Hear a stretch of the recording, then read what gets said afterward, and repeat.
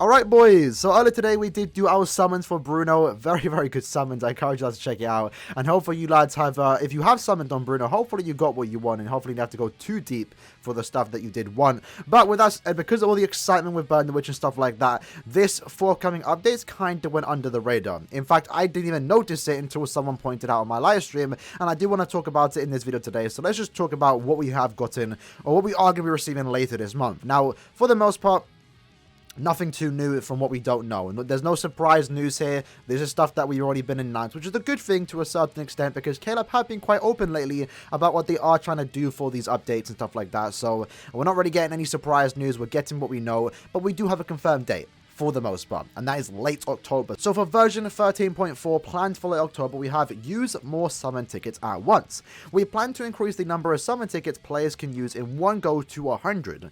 We will also add an automatic sell option that will allow players to add a filter to automatically sell characters or accessories or selected rarities on the summon results screen.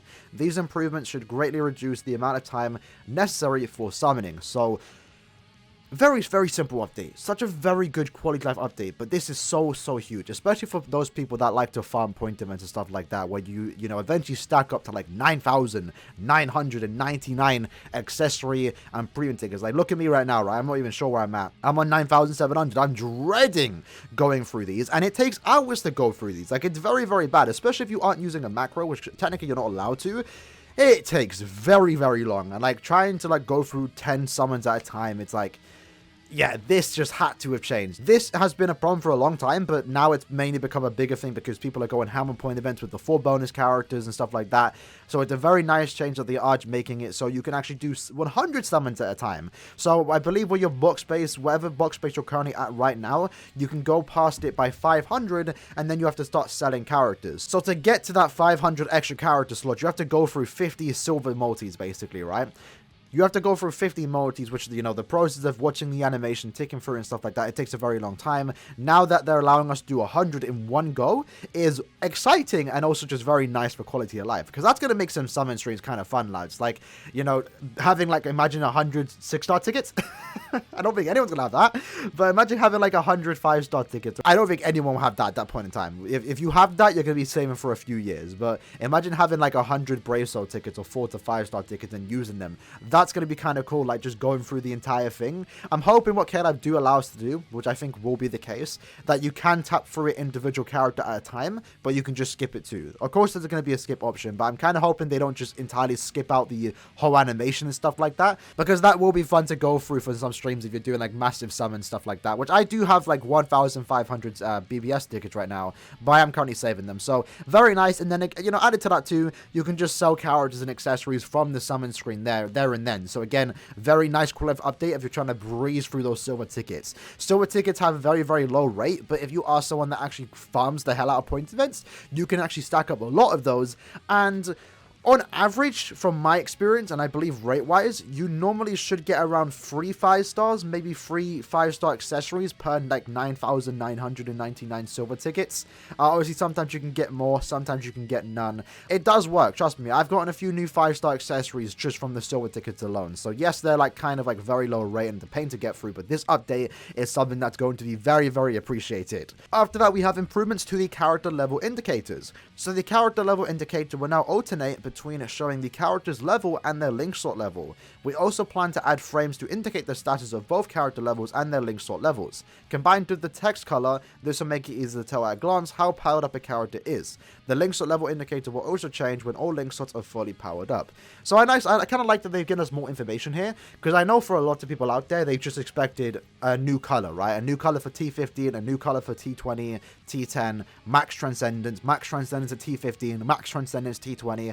There's way too many stuff like that for them to do colors. So I do appreciate that we're getting different type of frames. I'm very excited about that. I like that they're going above the fact that they're just changing the color. Yes, we should be getting new colors, but we're also getting new frames.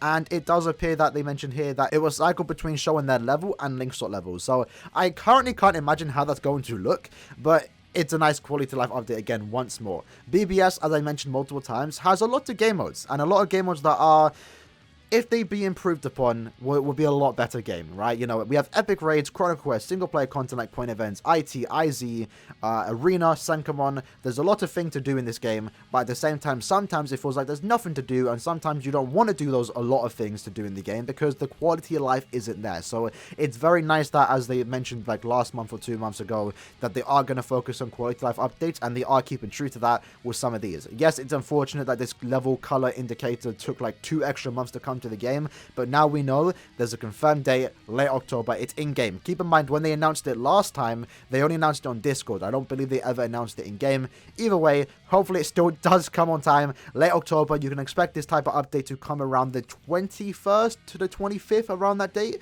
is when we should get the update, and that's going to be pretty exciting. Other than that though, they also then mention the adjustments to epic raids, so I'm going to quickly read through this myself and see if they actually mention anything new. So they do mention here that the old requirement to get into Epic Raid was only players of rank 30 and above can enter, right? Now the new requirement is that all players who have completed every quest in part 1 Substitute Storybar of the main story can enter Epic Raids. So pretty much the first story chapter. Very easily done. You can get into the game, you can finish the story, and I believe at this time is when you actually unlock co-op and stuff like that, so it kind of makes sense why they are doing that. This is a good and a bad thing. They did mention that they will be adjusting the difficulty too.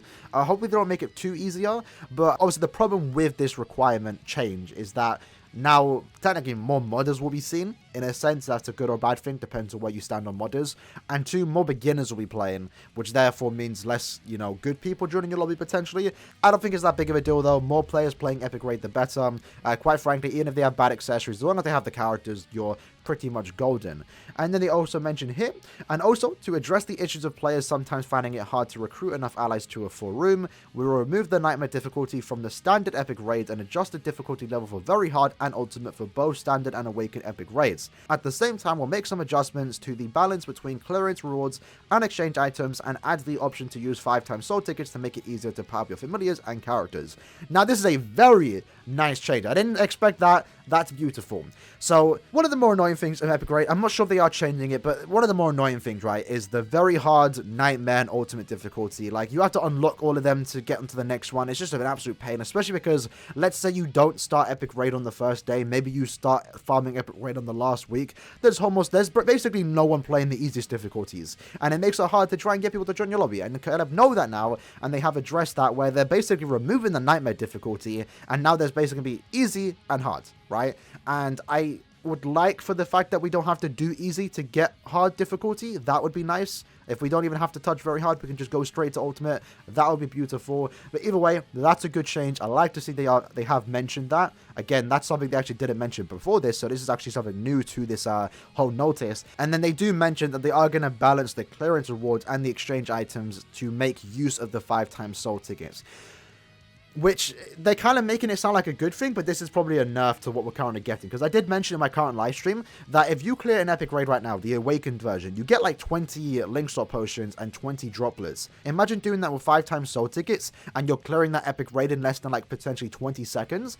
Like, do you know how much reward you're going to get from that? You're farming epic raid, but at the same time, you're getting like 100 link slot potions and droplets from just one soul ticket. That is apparently way too much value for Caleb. So I'm kind of hoping they don't nerf it all too much. But either way, even with a nerf like this, and whatever they're going to be doing with the exchange shop and the clearance rewards, but the fact that they are adding the 5x soul tickets will still make it faster than what we currently have right now. So don't expect what we currently have times 5 speed, because that apparently won't be the case. They are going to balance it out, but it is still going to be significantly better and faster to farm with the 5x soul tickets than it currently is to do one run at a time that we have right now. So this was a very short like news section, but we did talk about a lot. I do apologize for going on, but sometimes I just want to talk about these stuff, and I'm very happy about this. These changes coming to the game are only for the better. There's literally nothing to complain about here. Of course, when it comes to the Epic Raid update, which isn't planned for late October, do keep that in mind. Probably expect this to be happening around the end of the year, November, December time. Even though there is a potential nerf in terms of the rewards, there will be some people complaining about that. But overall, I'm sure someone's going to do the math, then doing one run at a time. So yeah, we'll have to see how that does show up. But I'm very excited for this Summon Ticket update, and most importantly, the character level indicators. Because as you know, when it comes to my account, I do like link sorting characters. If you actually look at all my characters right now, if we sort by 6-star, I pretty much have every character link sorted in the game, with the exception of a few characters here that I literally just pulled this morning. But if we do like that, Like, basically every character is link slotted, and the reason for that is because it looks cool. I think the red levels look nice, and especially the purple ones too.